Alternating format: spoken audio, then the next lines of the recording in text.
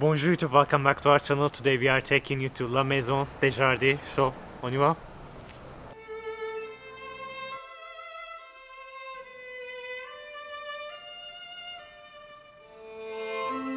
Today we take you to a very special place, La Maison des Jardies. From the outside it looks like any other house, but two of the great historic figures once lived here, the writer Honoré de Balzac and the Republican giant Léon Gambetta.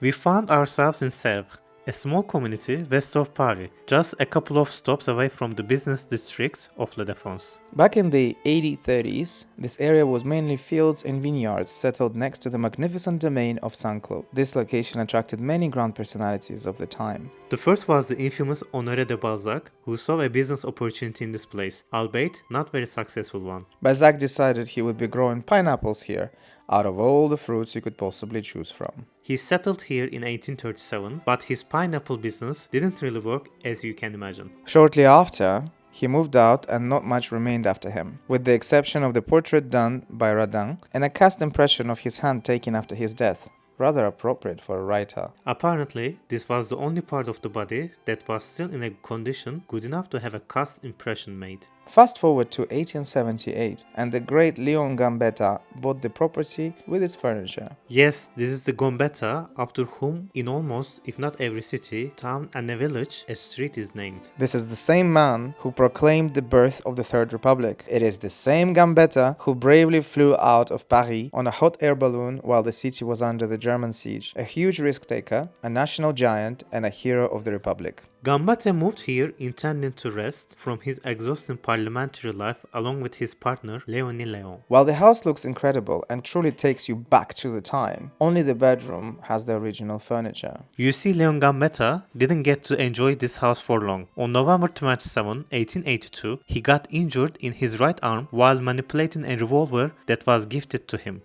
The injury is not life-threatening, but he is still advised to stay in bed for recovery. This is when his health rapidly declined, and 5 minutes to the year 1883, Léon Gambetta died in his bed of peritonite at the age of 44. It is a little crazy to be in the same room where he died, but what is crazier is that due to his high profile, many artists and photographers came over to capture the event, except that the event was reenacted by those present with exception of his partner Léonie, who refused to act. Understandably so. The organizers had to come up with a solution and hired an actress to play the role of Léonie. What is even more insane is the fact that doctors took some parts of Gambetta's body following his autopsy. They took his heart, his skull, his intestines. All for the good reason of medicine and studies, of course. The widow of the doctor who took the heart eventually brought it back. The house was inherited by Gambetta's sister, Benedetta Leris, who had sold the furniture, bedroom excluded, and some land around the property. Today, the house is left with a small yet charming garden, which brings us to the monument of Gambetta.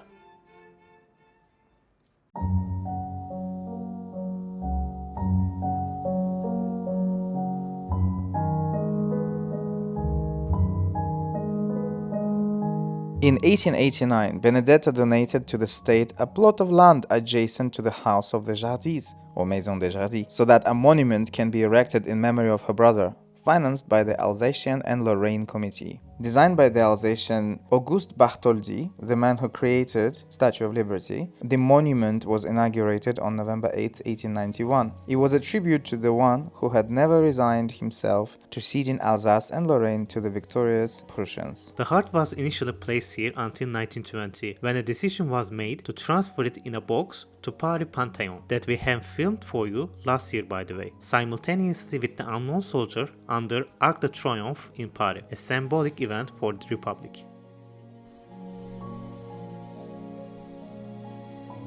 So we just finished our visit. Oh, it's a bit cold. What did you think? What are the impressions for you? What do you have? It was very educative, Yeah. and it's a small house, Yeah. but the history is not that small. It's really good. I learned a lot, Yeah. and the guide was very nice. She was giving too much information that Not I too didn't much. know. She was given good information. Yeah, good information. Yeah. Yeah. Now we finally know. Essentials. But now we finally know why there are so many bus stops, streets. Yeah, a lot. I mean, we knew it kind of had an idea before, but like it gives you a really good idea of the magnitude of this man, how huge he is for the country and for the history. Yeah. You know, So we definitely recommend this visit. Definitely. We think you should definitely come here. Super close to Paris. It's very nearby. €7 for visit with a guide. Commente. Yeah. Just on the website. We'll leave you the link anyway. And yeah, it's an excellent visit. We recommend it, and this angle is so bad for me, but okay guys, you got used to me anyway. I was satisfied by the visit. It was nice. It wasn't too crowded, and you can see she's taking you to each place, to each room, while explaining the history and everything. It was really cool, actually. Yeah. So thank you so much for joining us. Don't forget to like, share, and subscribe if you haven't subscribed yet, and comment as well. Let us know what you think of this episode. And yeah, until the next episode, au revoir.